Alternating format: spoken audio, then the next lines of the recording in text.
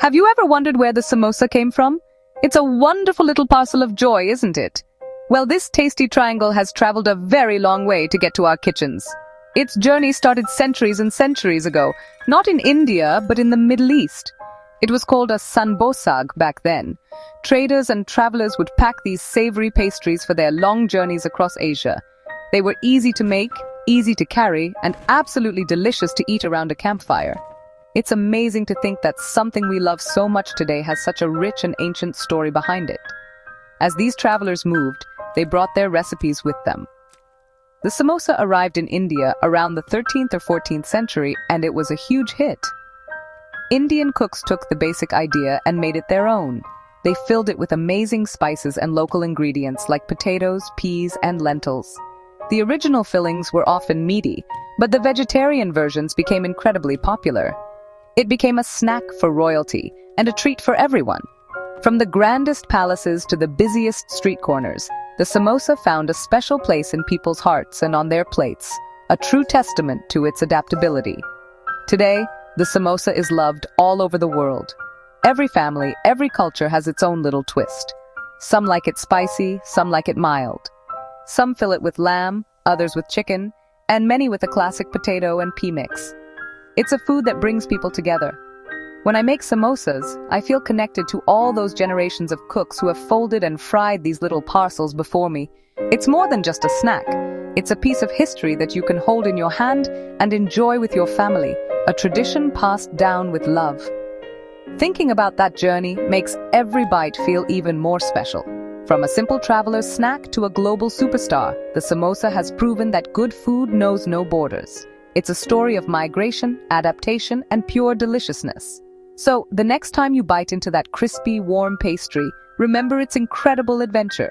It's a taste of history, a taste of culture, and a taste of home, all wrapped up in one perfect golden triangle. And now, we get to make our very own chapter in that wonderful story. The secret to a truly fantastic samosa is the pastry. You want it to be crispy, bubbly, and strong enough to hold all that lovely filling inside. The dough is surprisingly simple to make, and you don't need any fancy equipment. All you need is some plain flour, a little bit of salt for flavor, and some carom seeds, which we call ajwain. These tiny seeds give the pastry a beautiful, slightly peppery smell and taste. It's a small touch, but it makes a world of difference.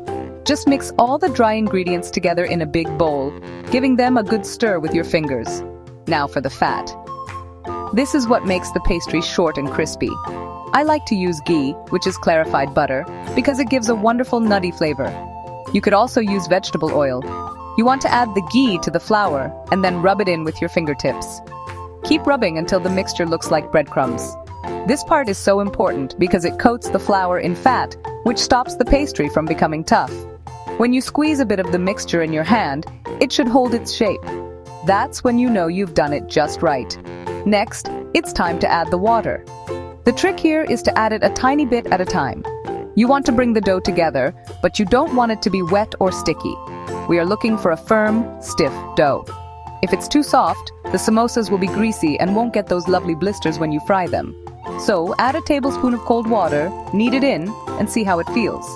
Keep going slowly until all the flour is incorporated and you have a single, smooth ball of dough. It will feel quite tough, but don't worry, that's exactly what we want. Once your dough is made, it needs to have a little rest. This is a very important step, so please don't skip it. Cover the bowl with a damp tea towel or some cling film and let it sit on the counter for at least 30 minutes. This resting time allows the gluten in the flour to relax, which will make the dough much easier to roll out later. It also helps the flavors from the salt and carom seeds to mingle. While the dough is having its nap, we can get busy making the delicious filling. Let's talk about what goes inside our beautiful pastry. The classic filling and my personal favorite for a comforting snack is the spiced potato and pea mixture. It's so simple, but so full of flavor. You start by boiling some potatoes until they are soft, then let them cool down a bit before mashing them roughly. We don't want a smooth mash, we want some nice chunky bits for texture. In a pan, you'll heat a little oil and toast some cumin seeds until they start to pop and smell amazing. This is the foundation of our flavor. To the fragrant cumin seeds, you'll add some finely chopped onion, ginger, and garlic. Cook them until they are soft and golden. Now for the spices. This is where you can make it your own. I like to add media group. Sprinkling turmeric powder into a pan of sautéed onions. Turmeric powder being added to a pan at its stock distribute equally. Turmeric for that beautiful yellow color.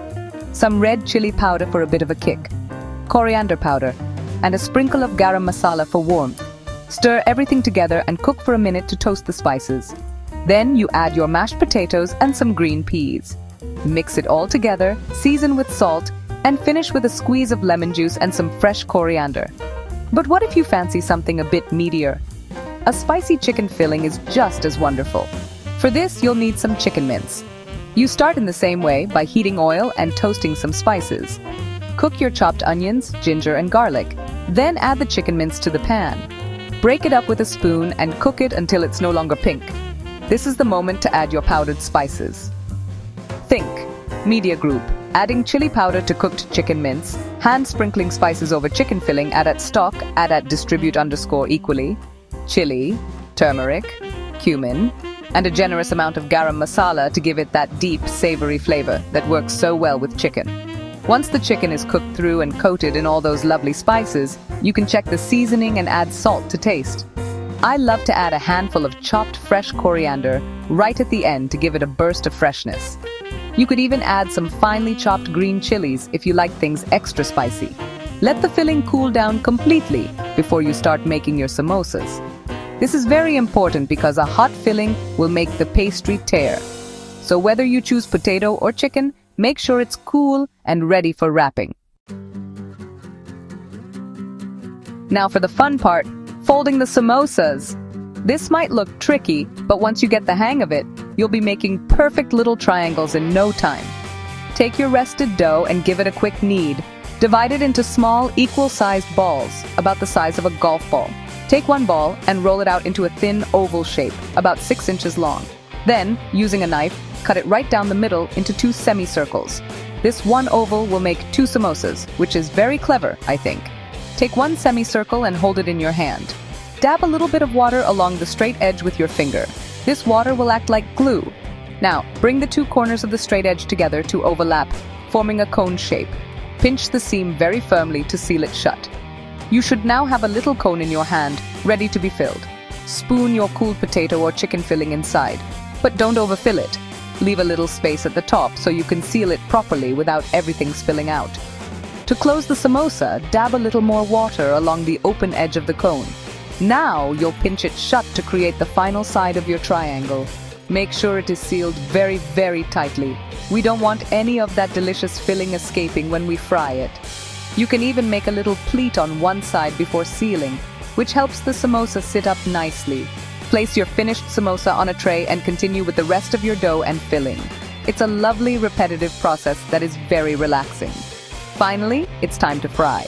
Heat some vegetable oil in a deep pan or wok over a medium-low heat. The temperature is key. If the oil is too hot, the pastry will brown too quickly and be raw inside. If it's too cool, the samosas will soak up too much oil and be greasy. Test it by dropping a tiny piece of dough in. It should sizzle gently and rise to the top slowly. Carefully slide a few samosas into the hot oil. Fry them for about 8 to 10 minutes, turning them occasionally until they are a deep golden brown and beautifully crisp. Serve them hot with a sweet and tangy tamarind chutney or a fresh mint yogurt dip. Enjoy the crunch.